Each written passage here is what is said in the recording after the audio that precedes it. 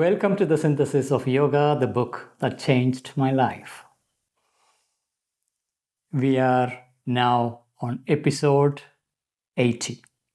In the last episode, we have seen how the works of love, instead of being the divine love, instead of being silent and inwardly absorbed, love wants to radiate into life. And love is a creative power. The divine love is an incredibly creative power, not satisfied with being only an inward absorption in the adoration of the divine. In that radiation outward, when that is brought forth into outer form, that makes the outer activity transformative, and aspiration gets more definite, dynamized in that expression.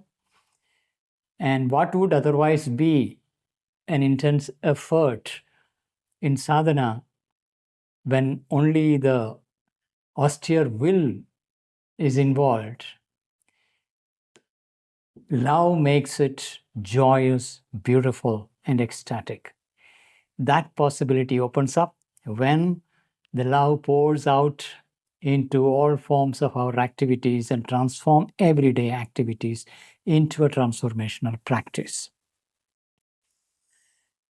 That joy of serving the divine comes when the heart opens and pours out the divine love and its creative force radiating. Now we will dive deeper. For those who are new, we are going through part 1 of the Synthesis of Yoga, chapter 6, the Ascent of the Sacrifice 2. And paragraph number 12, you will find link to this chapter in the description. Kindly follow the text so that we are learning to enter into Sri Aurobindo's ways of seeing through his lines, identifying with his rhythm and force, so that it leaves its imprint within us. Paragraph number 12. It is the inner offering of the heart's adoration, the soul of it in the symbol, the spirit of it in the act. That is the very life of the sacrifice. So this whole chapter is about sacrifice, the ascent of sacrifice. And we are looking at the works of love.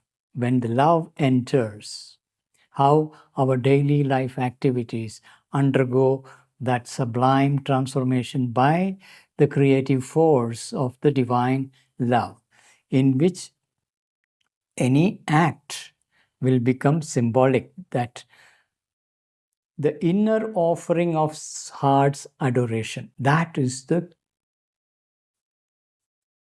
key factor, the essential factor. Heart's adoration coming forward as an offering to the divine, that becomes the soul of it in the symbol. Symbol is that external form of act, the spirit of it in the act, and that is the very life of the sacrifice. Without this heart's adoration, one can become conscious of the act, but it is still a mental will, an austere will, that being attentive to the act and a mental conceptual understanding, trying to make an act into an offering. But when heart's adoration begins to open up, when you begins to feel consciously the divine grace, the guidance, the support, and you look at all forms of life from that perspective, then the rasa of sacrifice come into picture. The joy of self-giving. So it is the inner offering of the heart's adoration the soul of it in the symbol, the spirit of it in the act, that is, the very life of the sacrifice. If this offering is to be complete and universal, then a turning of all our emotions to the divine is imperative. So there is a partial way of sacrifice, but the sacrifice can also become complete and universal. For that to happen, all our emotions, with the full spectrum of our emotions, everything must turn towards the divine. So if this offering is to be complete and universal, then a turning of all our emotions to the divine is imperative. Only when all emotions turn towards the divine, it will acquire its completeness and universality. The offering become more and more complete and universal. This is the intensest way of purification for the human heart. Our human heart is always under the siege of very gross emotions and its downward gravitation, its dispersion, its pain, its suffering, all that. The heart undergoes all that, and the heart has to be purified and liberated. Now, for that purification to happen, this conversion of all emotions to turn towards God is indispensable. And once it turns, that becomes the intensest way of purification of the human heart, more powerful than any ethical or aesthetic catharsis. Ethical or aesthetic catharsis could ever be by its half power and superficial pressure. Ethics, as we have already seen many times, Sri Aurobindo has touched upon the point. Ethics come from the mind and its philosophical understanding, its conceptual understanding, the values that the mind arrives at. And mind can put certain pressure, but it is very limited. It's a half power. So is the aesthetic catharsis, where through intense expression in an artistic form of profound, deep emotions, that especially the painful ones, that can potentially give a release and to a certain extent some healing. These are some of the methods historically people have used as a means to heal the wounded heart and its emotions. So on one hand, you can use an ethical discipline, or you can use a cathartic process of aesthetic approach. Various forms of theater, dance, all that can utilize the aesthetic process and bring out very painful, difficult emotions, release it in an artistic form. And yes, it gives some relief, but it is still a half power and it is not fully capable of healing and transforming the heart compared to the method that he is suggesting here. That is, when all the emotions are turned towards the divine. And this is the intensest way of purification for the human heart. More powerful than any ethical or aesthetic catharsis would ever be by its half power and superficial pressure.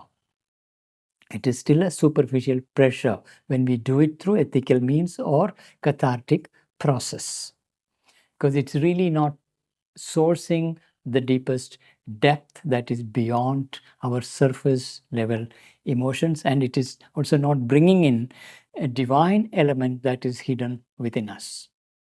It is its presence and its radiance that actually purifies the heart. In yoga, we have to purify the mind, purify the heart, purify the body, purify the full spectrum. In that, here he is bringing in the purification of the heart, and the best way to do it is this process of sacrifice, in which all emotions are turned towards the divine, and we are able to open to the adoration of the divine, and everything becoming a conscious offering to the divine. That is the intensest way. A psychic fire within must be lit. A psychic fire within must be lit, into which all is thrown with the divine name upon it. This is a profound symbol. When we study the Vedas, the Rig Veda begins with the invocation to Agni. Agnimile purohitam yajnasya devam ritwijam hotaram ratnadatamam. Agni is seen as the purohita of the leader in the journey of our transformation, who is invoked in the very beginning. And we have this Vedic knowledge codified into the ritualistic form of yajna, where the fire is lit, to which we are offering the oblations of the ghee and the rice and various things are offered to the fire. But that is essentially a psychological process. And what Sri Aurobindo is giving is the original Vedic knowledge deconstructed out of its symbolic nature, giving us the psychological process. So here, a psychic fire within must be lit, a psychic fire.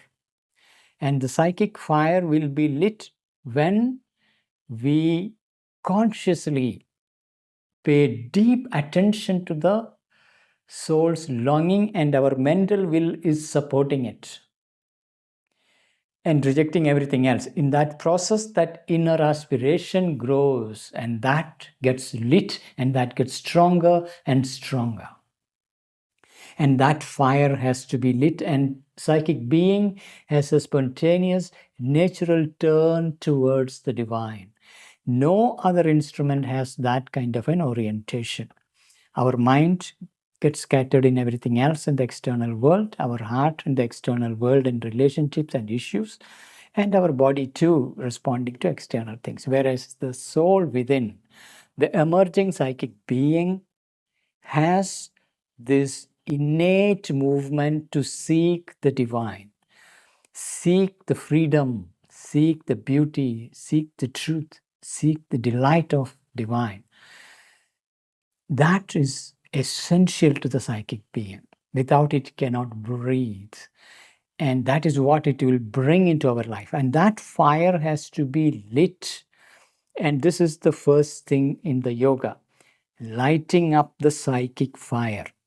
It is not the external ritual. You may do an external ritual as a symbolic way of lighting the inner fire, because then your body is involved in that process to feel that inner fire is getting lit.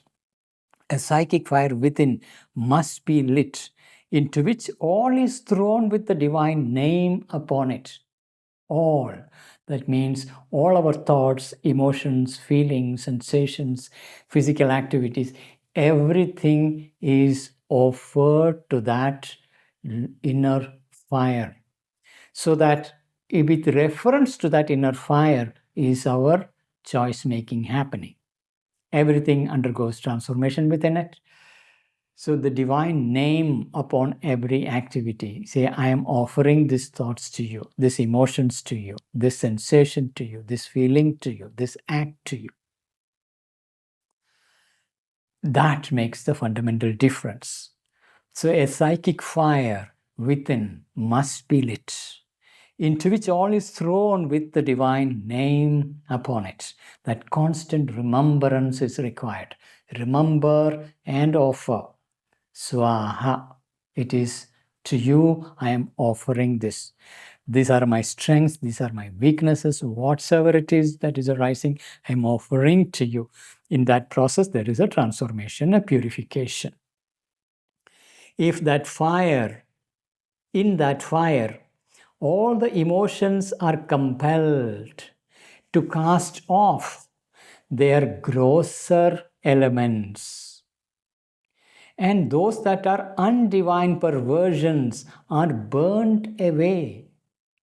And the others discard their insufficiencies, till a spirit of largest love and a stainless divine delight arises out of the flame and smoke and frankincense. So our normal human emotions have its grosser elements. In our human interactions with the world, we get hurt, we get angry, we get upset, we get sad, and there are also moments of joy and happiness. Emotions get attached. So there is all these troubles that comes with our heart. So the grosser elements that inflict our heart's emotions. So these elements, when in that fire, when everything is offered to the fire, all the emotions when we are offering it to the fire, then these are compelled to cast off their grosser elements, and those that are undivine perversions, our emotions get perverted by the downward gravitation through its attachments and its compulsiveness and its depressions and all that. Everything gets transformed, purified. These undivine perversions are burnt away, and others discard their insufficiencies. Often our emotions are highly insufficient in its intensity or in its purity to take us forward on the path.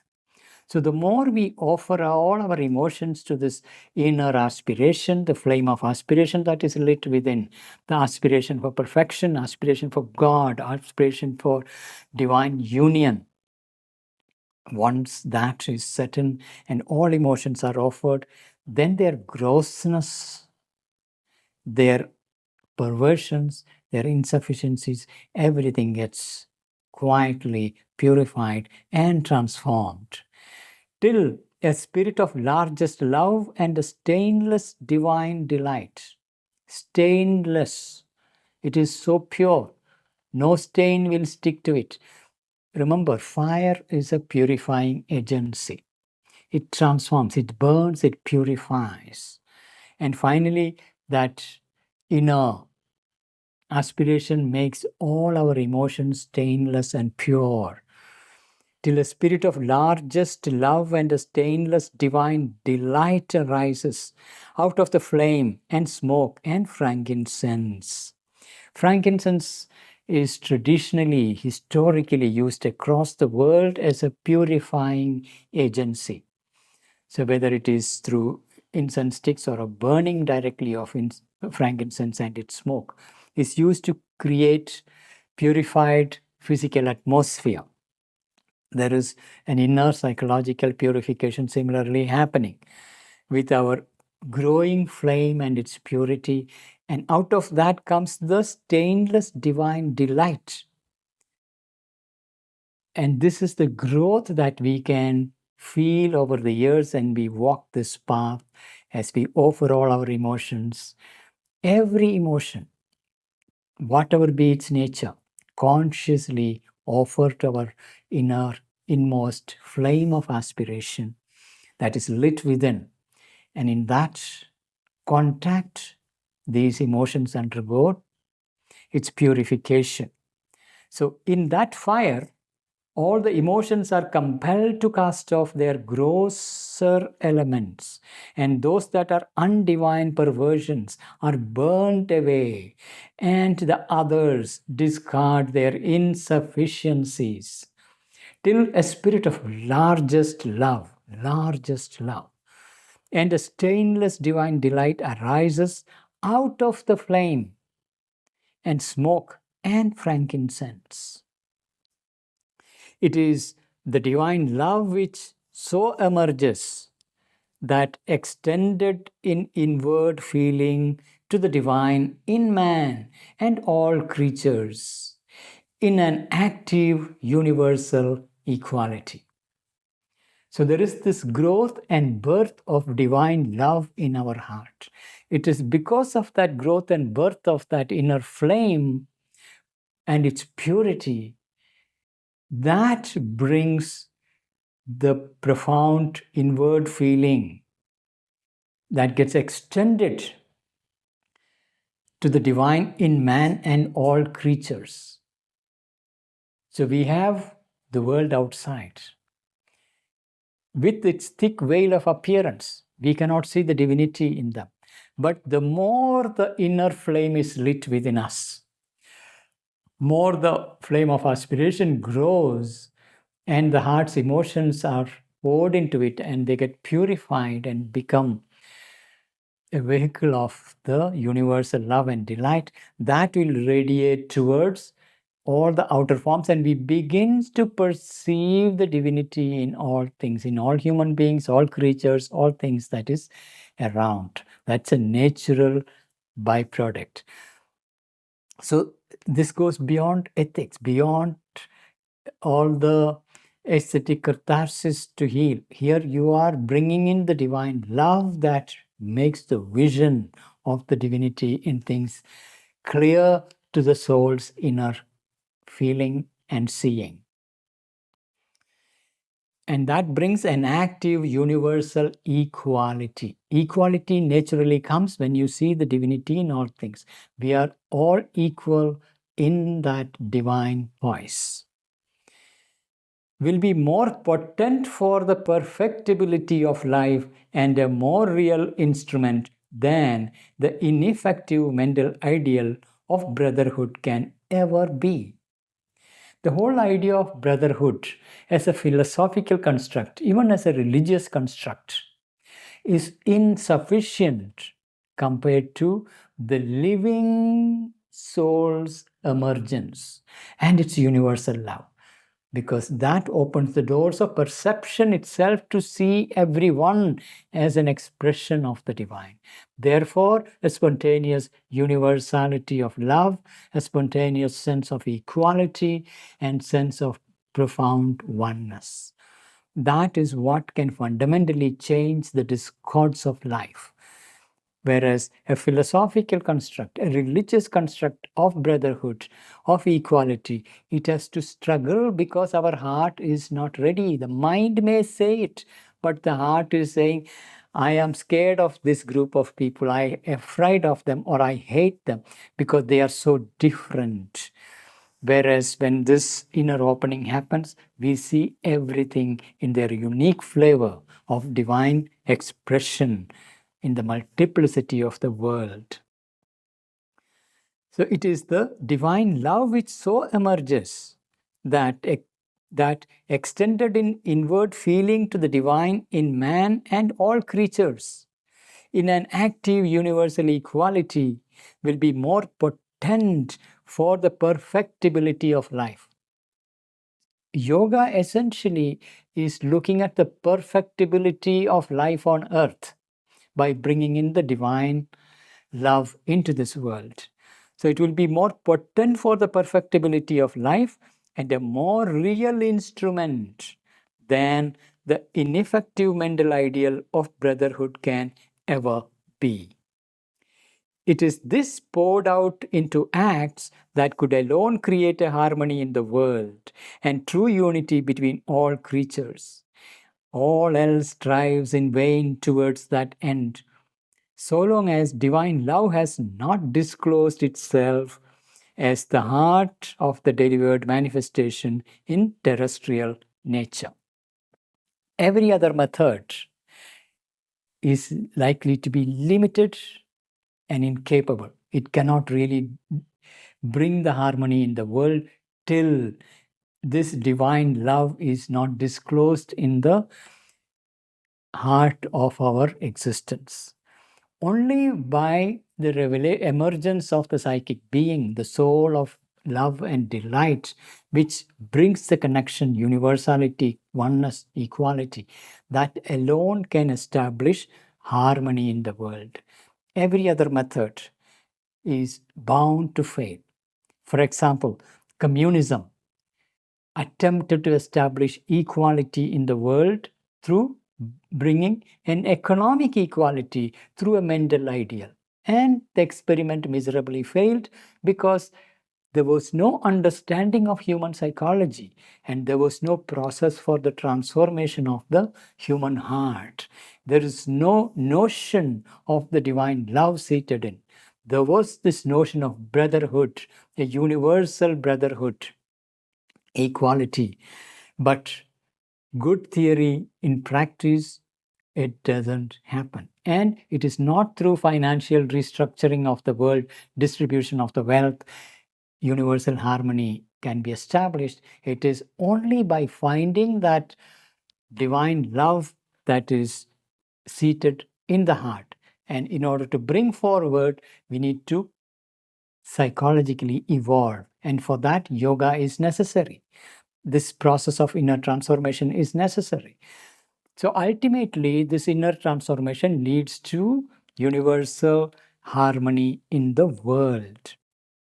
So it is this poured out into acts, that is, that inner growing, pure, universal love and adoration for the divine. It is this poured out into acts that could alone create a harmony in the world and a true unity between all its creatures. Unity between all its creatures, not just human beings, but with animals, trees, plants, hills, rivers, mountains. Everything, that sense of oneness spontaneously arises. All else strives in vain towards that end, so long as divine love has not disclosed itself as the heart of the delivered manifestation in terrestrial nature. Delivered manifestation in terrestrial nature. On earth, when we human beings and within us this divine love manifests, that is, manifestation of divine love on earth, so that we become the agents of manifesting that love visibly in the material nature. It is here that the emergence of the secret psychic being in us as the leader of the sacrifice is the utmost importance. Purohita, the one who is leading in front. I'm not using the word Purohita in a conventional sense of the meaning. Sanskrit word Purohita usually is referring to the priest. But these are later derivations of the meaning, because priests were supposed to be the mediator who take you to the divine.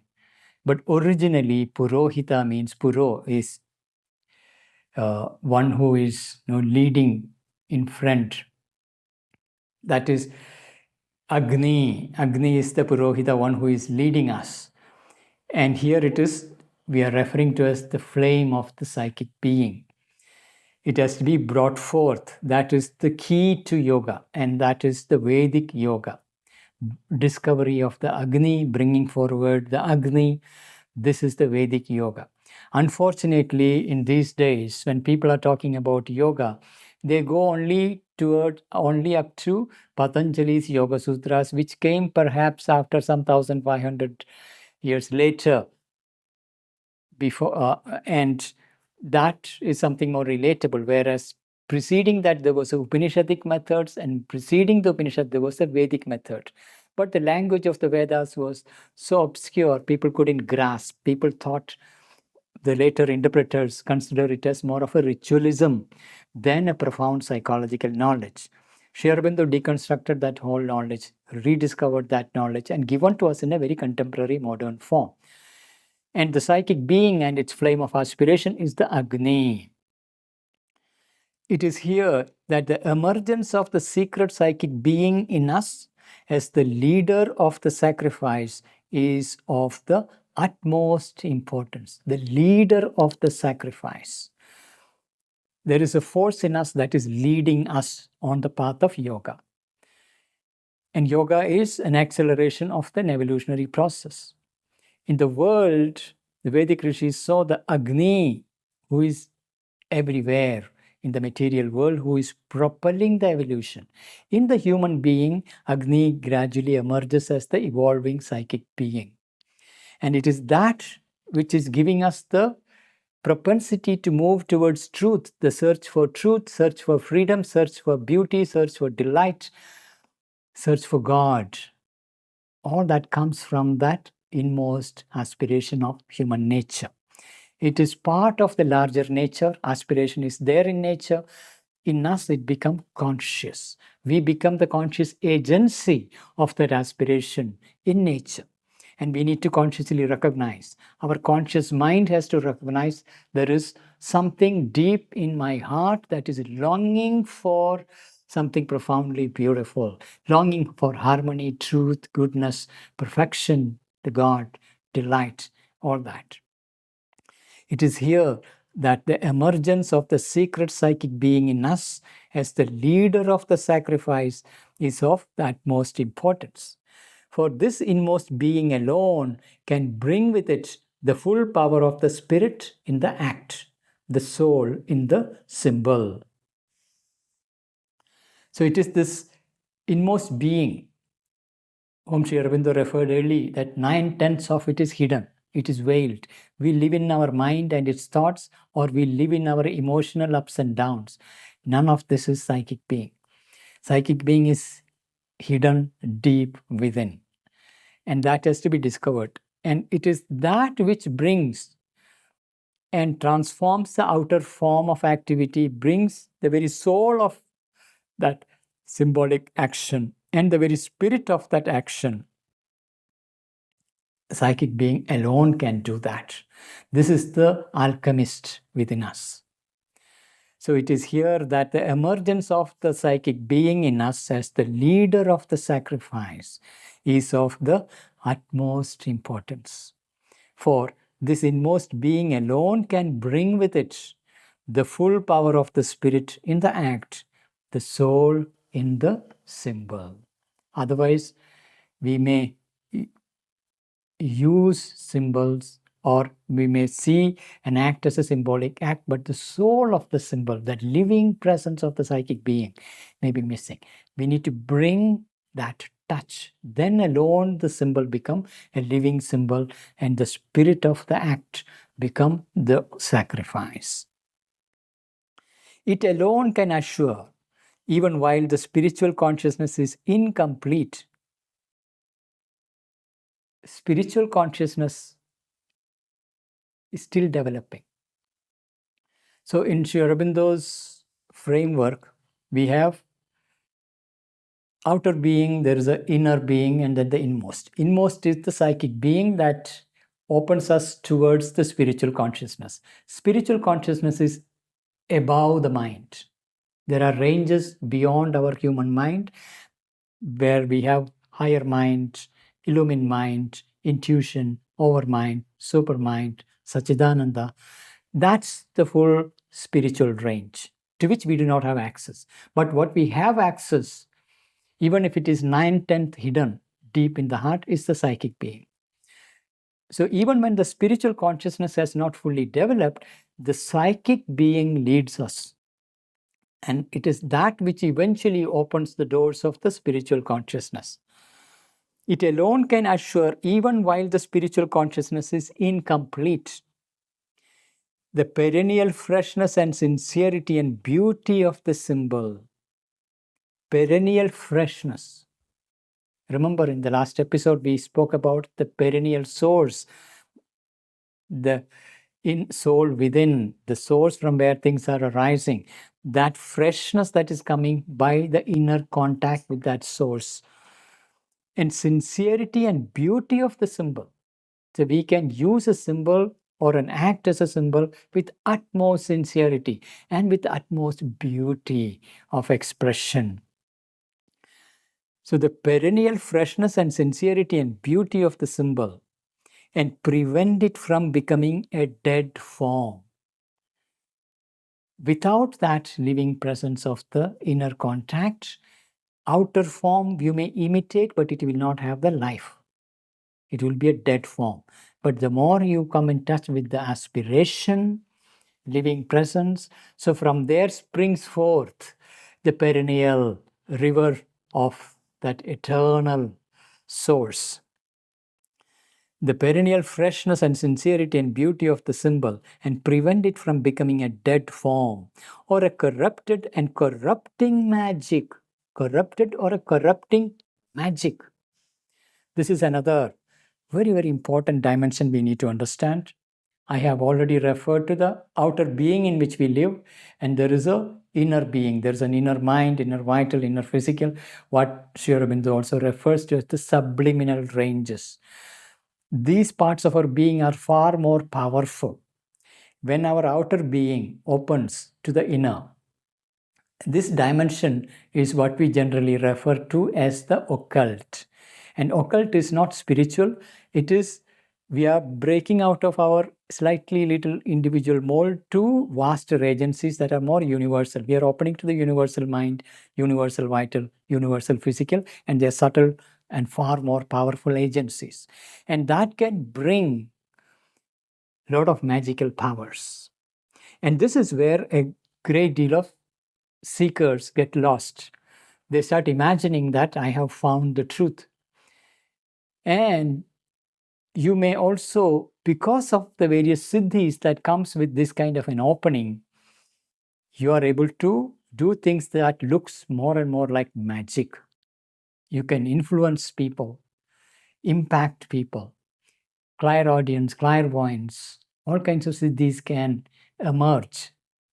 And this performance of magic derails large number of people, and many people who parade as gurus, teachers, do this display of magic, various gross forms of magic, in order to enthrall their devotees.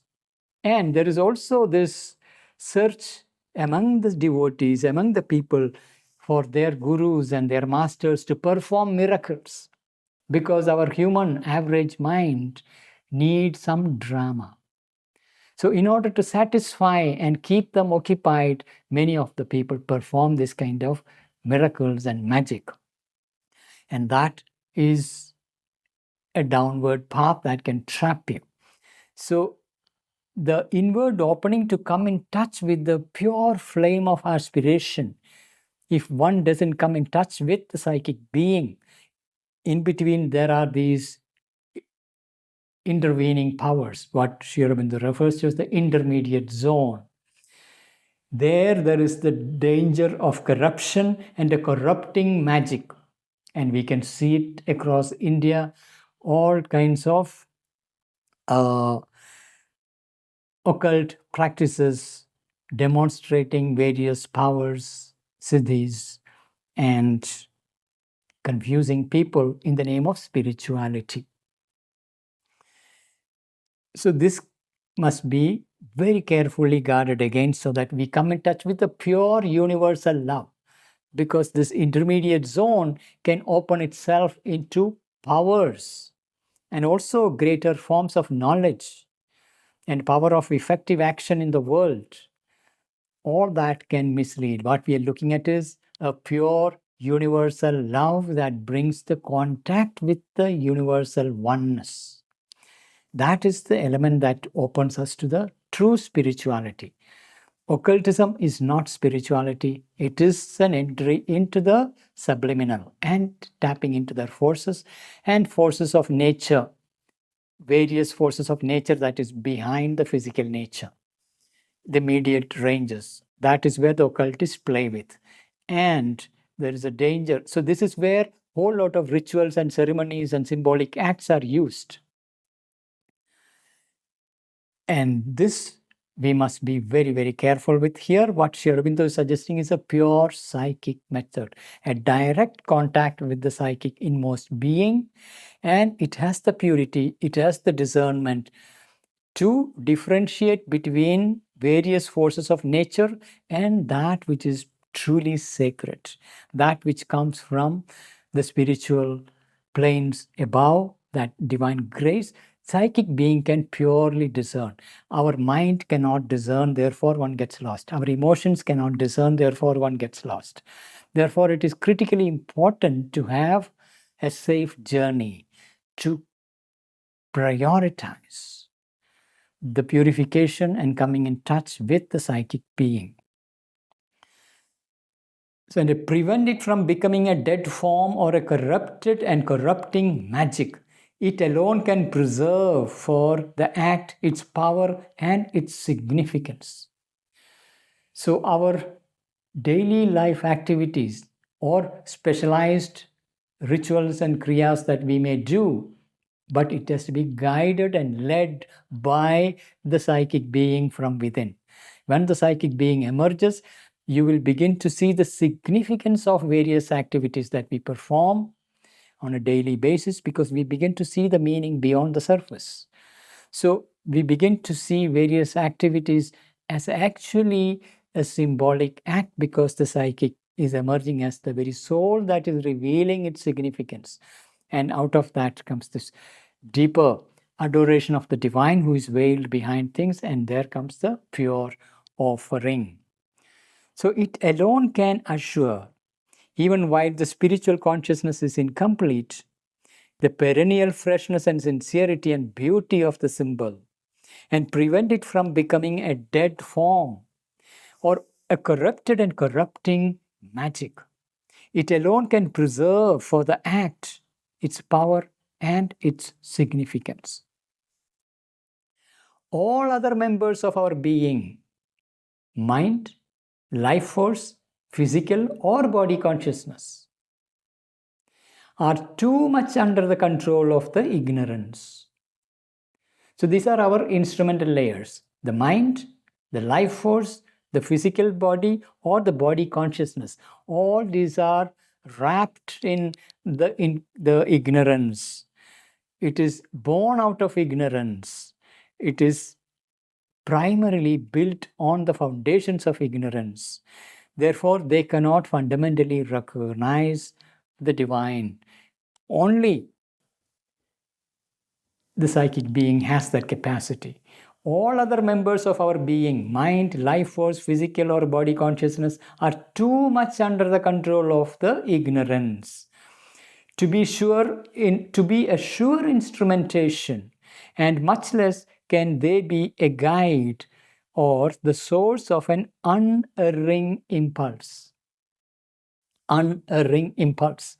The psychic being, as it emerges, it brings the inner vision, inner seeing, inner discernment, and it also brings the impulsion to act, provided we are listening to it and following it upon into execution, so that it can come forward more and more. And that discernment is unerring. Whereas the mind, no matter how smart and developed its rational intelligence is, no matter how much it can analyze, how much data it can collect, it cannot truly know.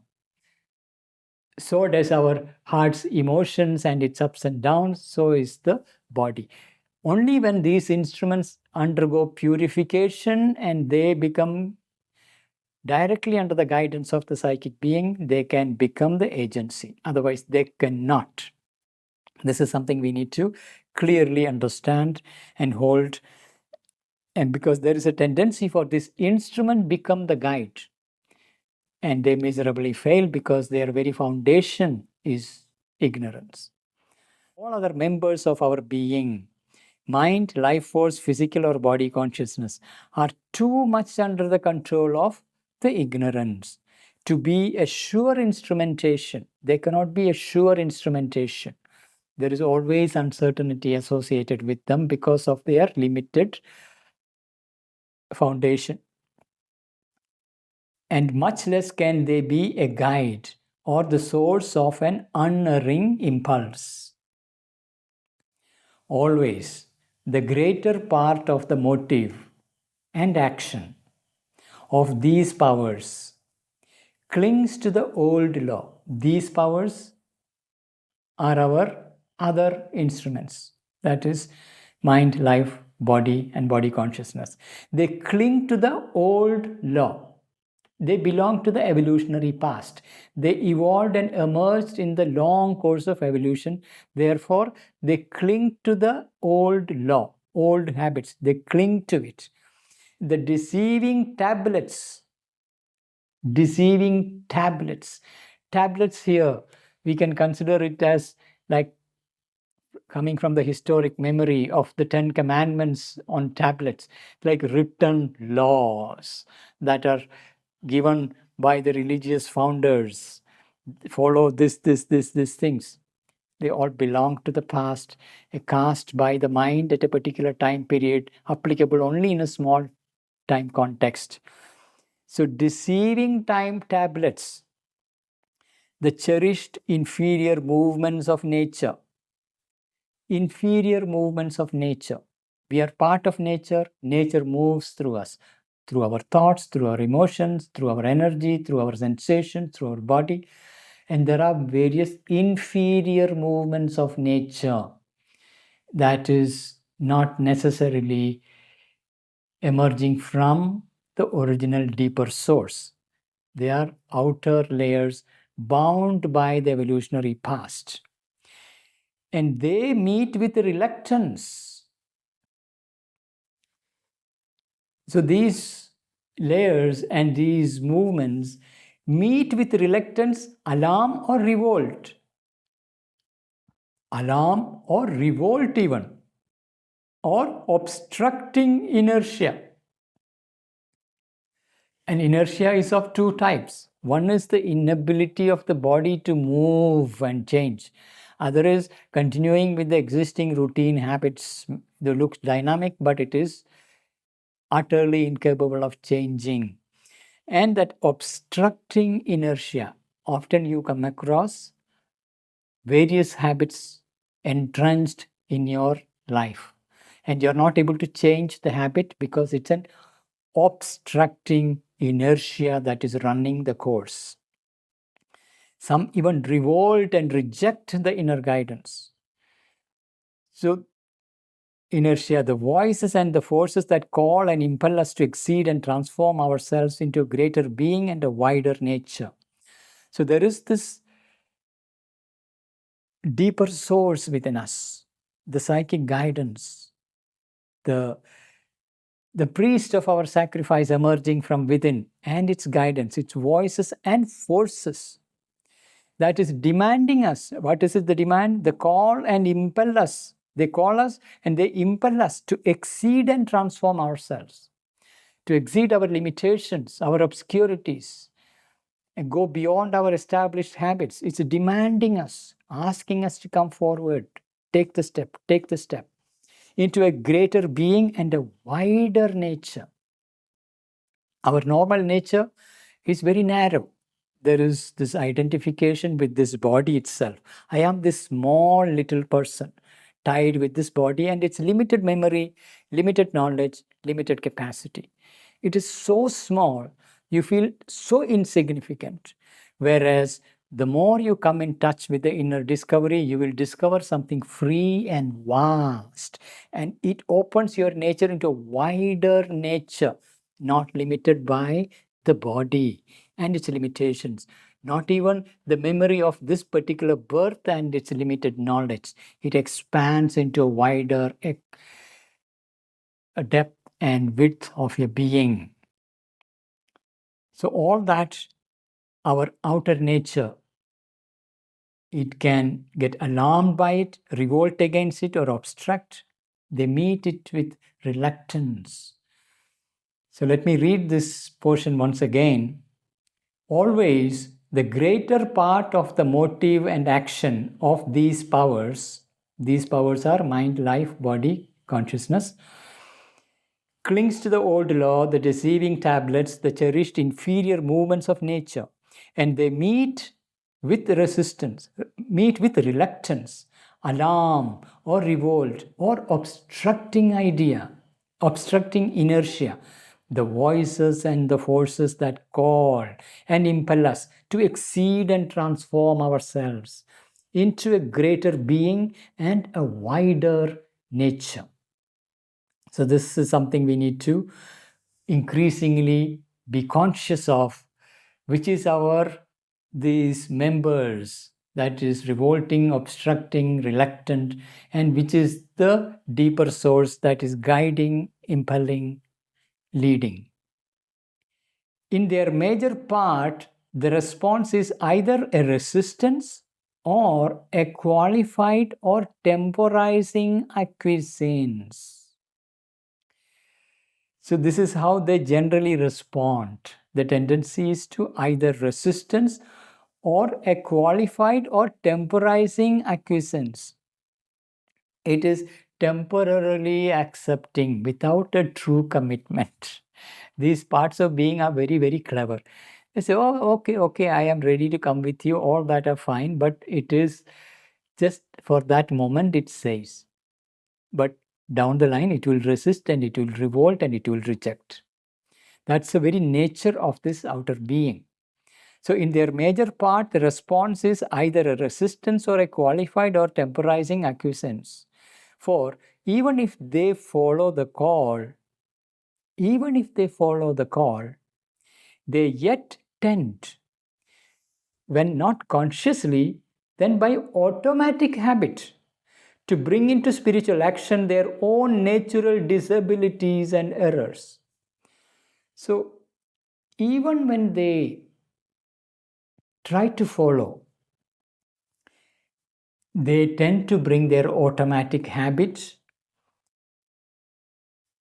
their own natural disabilities and errors. Our physical being brings its disabilities. Vital being brings its disabilities. Mental being brings its disabilities. And all that it will bring into the spiritual action and corrupts it, limits it, distorts it. This is their contribution until they are fundamentally transformed, purified and transformed. So there is a work to do. And that purification and transformation can happen only when the psychic flame is discovered and it's radiating from inside to the extremities of these members.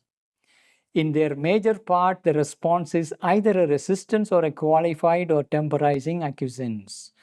For even if they follow the call, they yet tend, when not consciously, then by automatic habit, to bring into the spiritual action their natural disabilities and errors.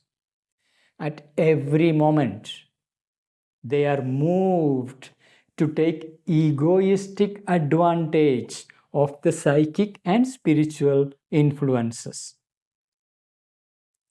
So there is psychic and spiritual influence. Psychic influence coming from deep within and spiritual influence descending from above. So both these, our outer members, they are bound by ego.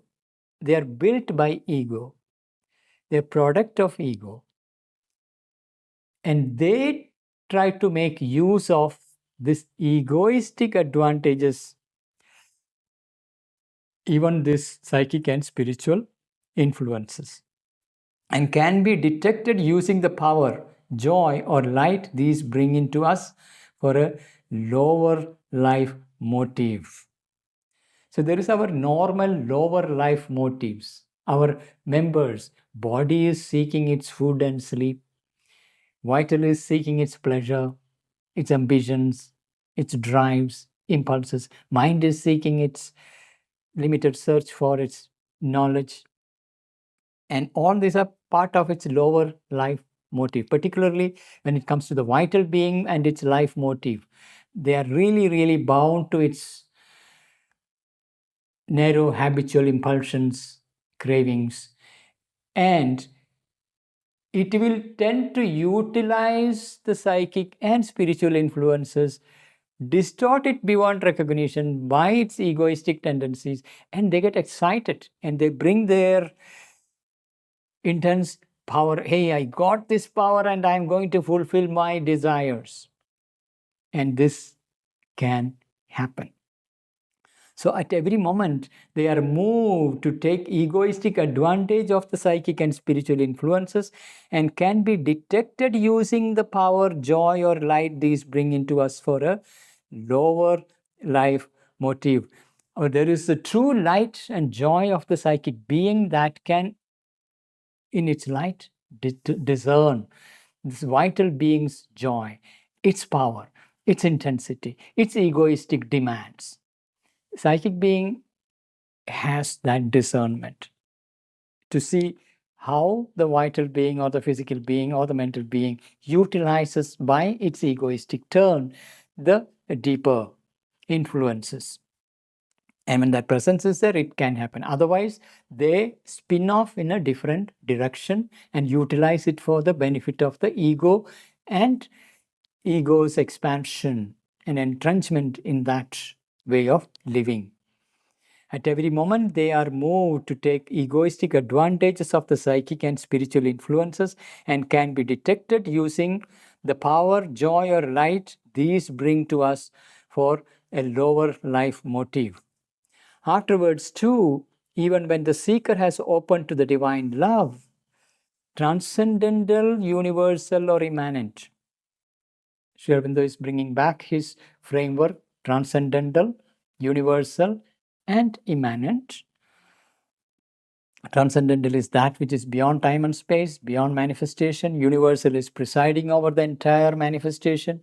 Immanent is involved in the manifestation and seated deep within the heart of all creatures. So, transcendent, universal, or immanent.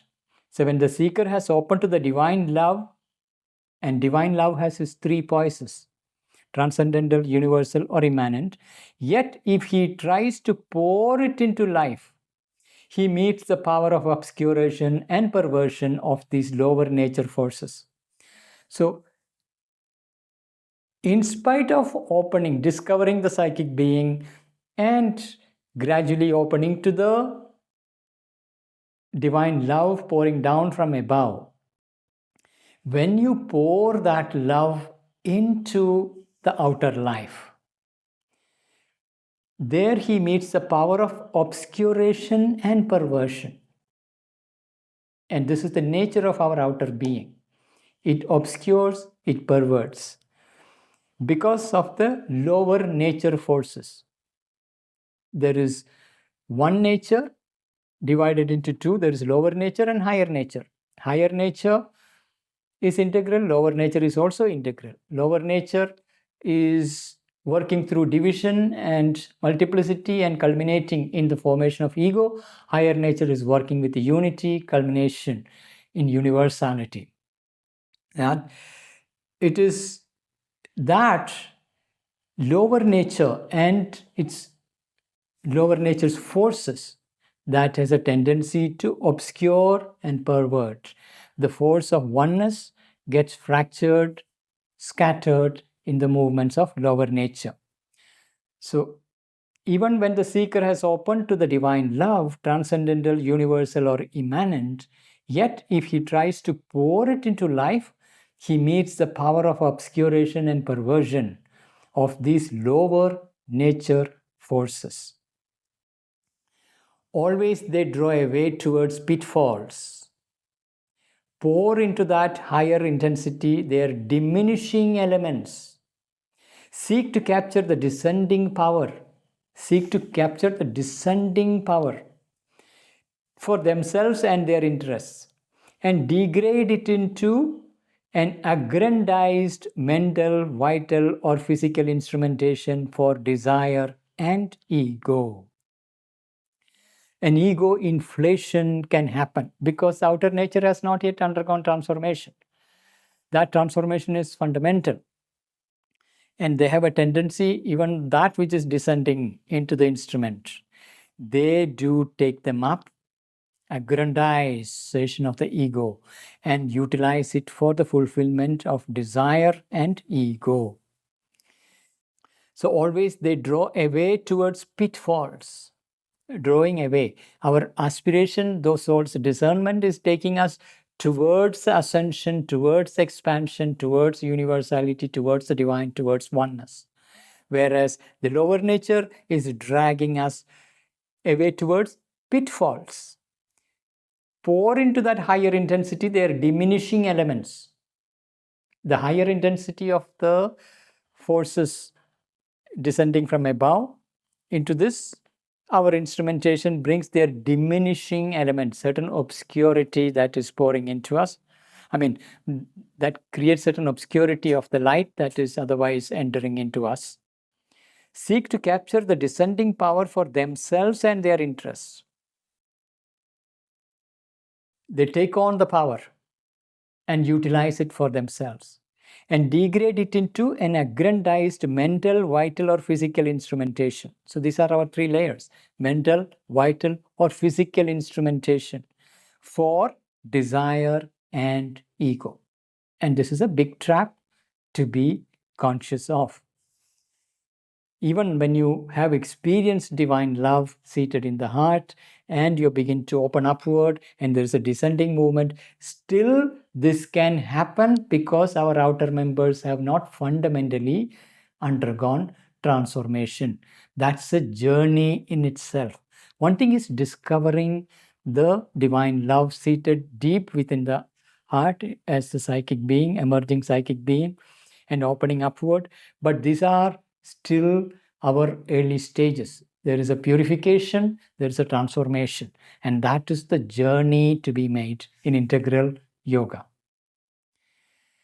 Instead of a divine love, creator of a new heaven and a new earth of truth and light, they would hold it here prisoners as a tremendous sanction, glorifying force of sublimation to gild the mud of the old earth and color with its rose and sapphire the old turbid unreal skies of sentimentalizing vital imagination and Mendel idealized chimera.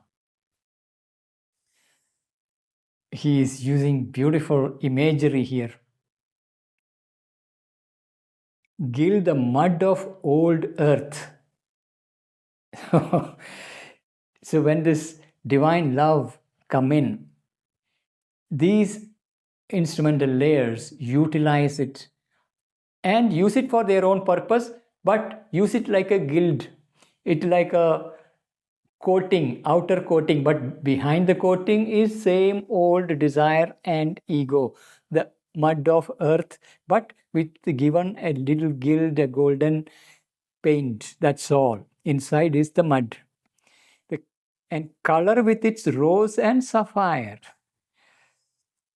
These are the fine colors it gives to its crude original movements of lower nature.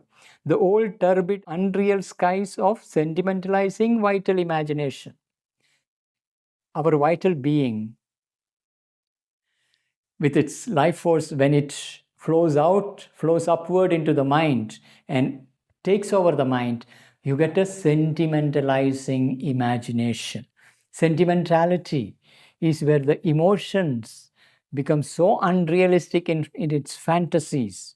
So that's the unreal skies of sentimentalizing vital imagination. A mind that is totally colored by the romantic ideas of its fantasies, idealism of and mental idealized chimera. Mind again using its ideals, not really understanding the essential divine truth, but spins off.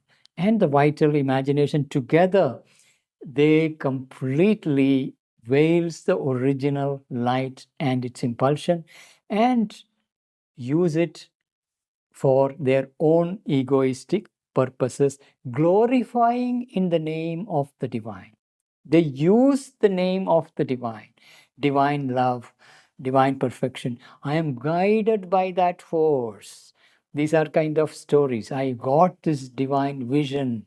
I am going to do it. And the ego takes over. And this whole fantasy of one's own spiritual glory and greatness, this is how the ego takes over and spins off.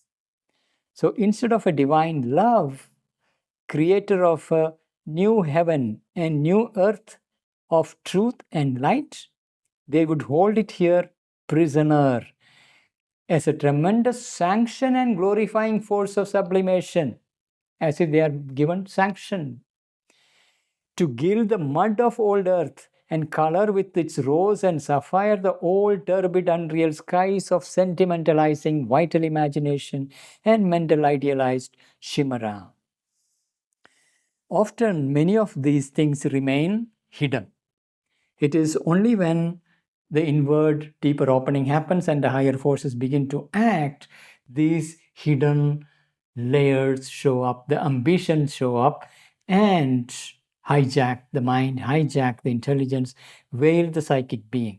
And you live in the false imaginations and fantasies of you are now the Kalki avatar, or you are now the guru to save the world. And all these kind of fantasies can take over people. And that is happening to many people who are entering to spiritual path. And it's a very common pitfall, because even when you have touched the divine love and open to the divine love, when it comes, it is still there's a long way of purification and transformation. And there is this danger of hijack and misusing the divine love as a guild, as a coating over your own hidden desires and fantasies.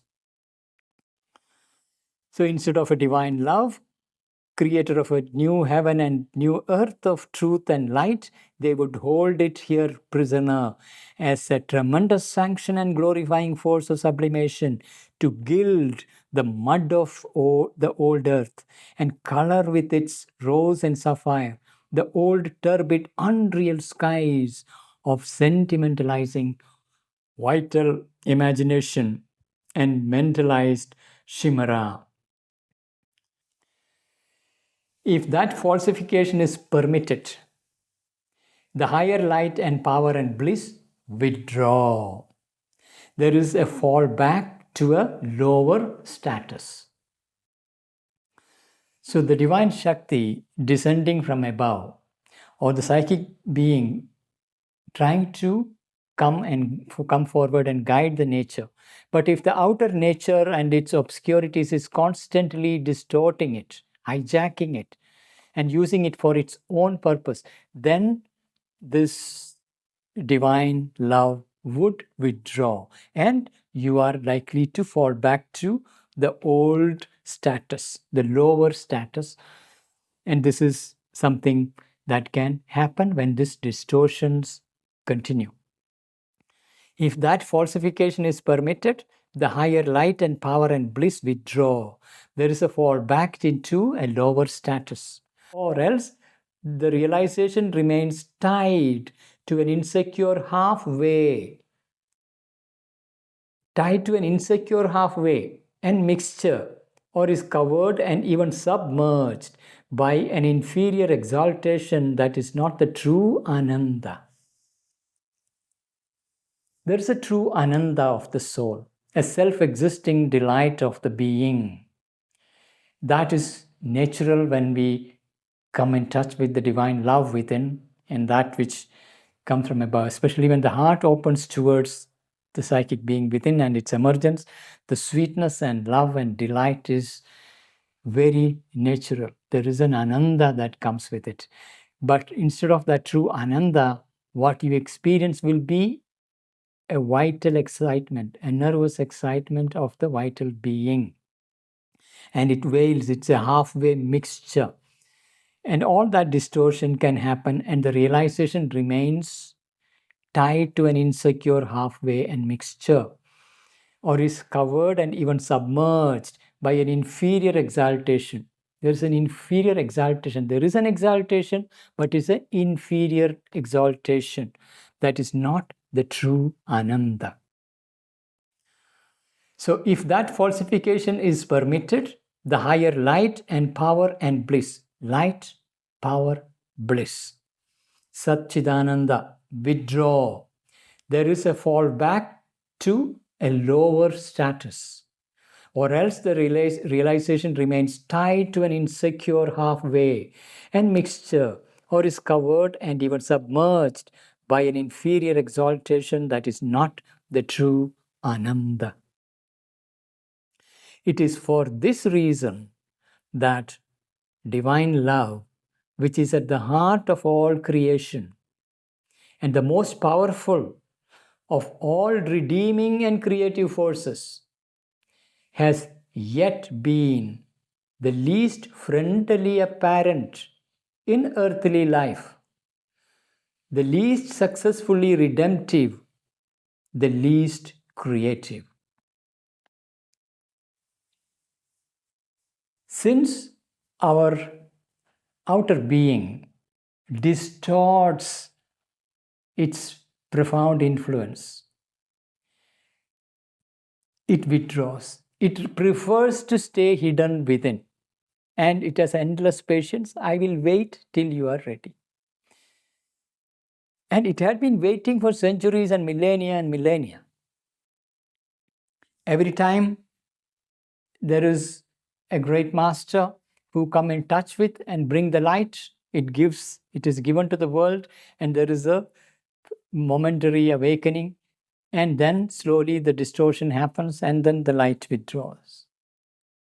Even within an individual, within the societies, on earth, this remains veiled because of the continuous distortion that is happening, continuous falsification that is happening to the original divine love, and it prefers to stay hidden and veiled till humanity is ready to receive it without distortion.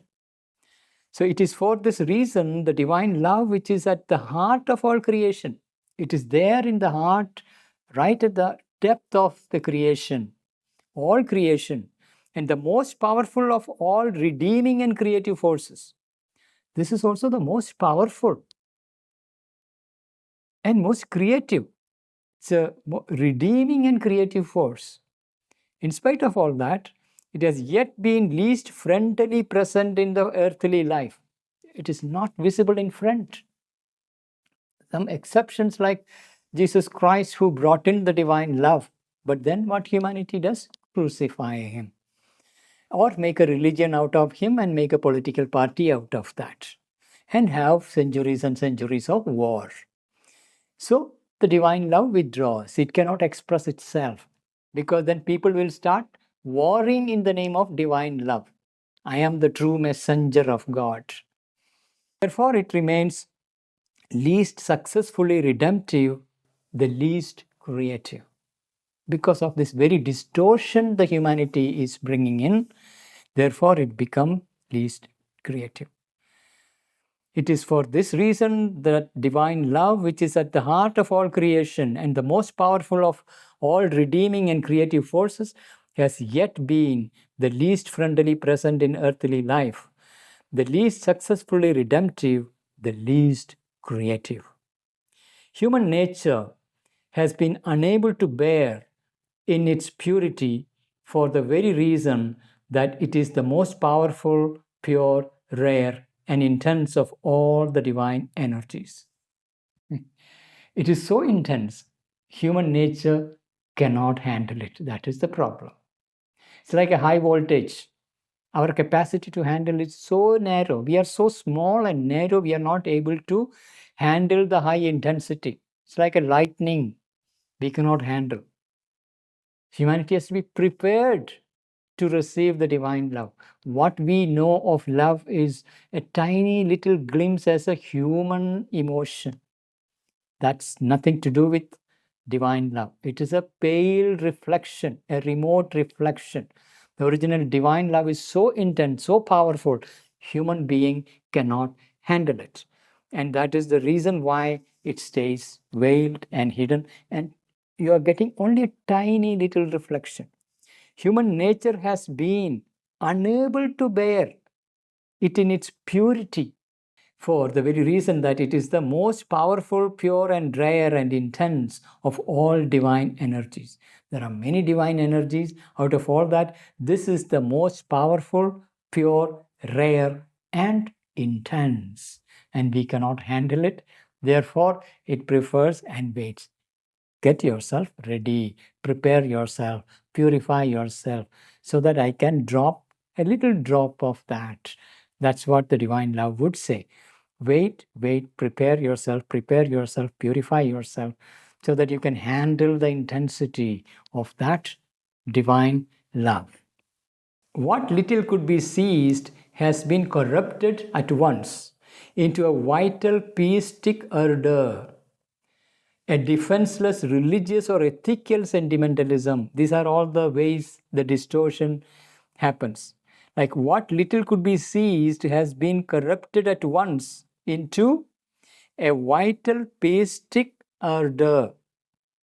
Our vital being have its own pietistic ardor and intensity, and it distorts everything into that flame, into that mold, or a defenseless religious or ethical sentimentalism, another form through which the distortion happened, an ethical sentimentalism, or a defenseless religious or ethical sentimentalism, a sensuous or even sensual erotic mysticism. That's another form it takes. Sensuous or even sensual erotic mysticism of the roseate colored mind.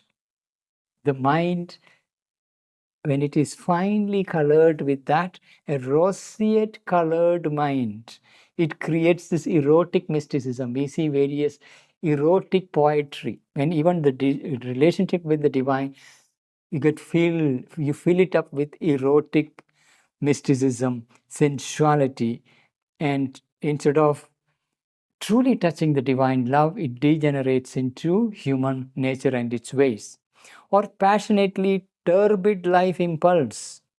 And with these simulations, these are all simulations, compensated its inability to house the mystic flame that could rebuild the world with its tongue of sacrifice. The mystic flame. The mystic flame is the Agni seated in the heart, the flame of aspiration of the soul, which could have rebuilt the world. But it cannot, because the human being distorts everything and convert everything into either a vital pietistic ardor, defenseless religious or ethical sentimentalism, or a sensuous or even sensual erotic mysticism of the roseate colored mind, or passionately turbid life impulse. It's the whole drama that we see in the name of religion, sometimes even using the word spirituality, this fervor, emotional sentimentalism, and eros mixing up with all this, and the turbid vitality and its impulse to conquer and drive the world as I am the one who has come to save the world. Now, all that drama that we see in the name of spirituality, it comes from this problem. The divine love cannot be held, it gets distorted. The mystic flame and its intensity cannot be held by an unbaked vessel, unprepared vessel. There is a continuous distortion that is happening. Therefore, the tongue of this sacrifice, this flame that can potentially transform, cannot step forward and take over this journey of transformation. We need to prepare ourselves. So the human nature has been unable to bear it in its purity, for the very reason that it is the most powerful, pure, rare, and intense of all the divine energies. What little could be seized has been corrupted at once into a vital pietistic ardor, a defenseless religious or ethical sentimentalism, a sensuous or even sensual erotic mysticism of the roseate colored mind, or passionately turbid life impulse, and with these simulations, compensated its inability to house the mystic flame that could rebuild the world with its tongue of sacrifice.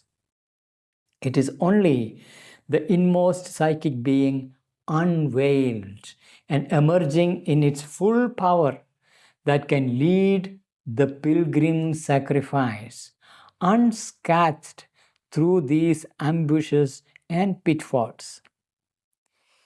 So the psychic being, the more we are able to align with the psychic being, the guidance is sure. There will be protection from these pitfalls. If you stick to the outer members, the mind, the vital, the physical, and their guidance and impulses, then we get lost.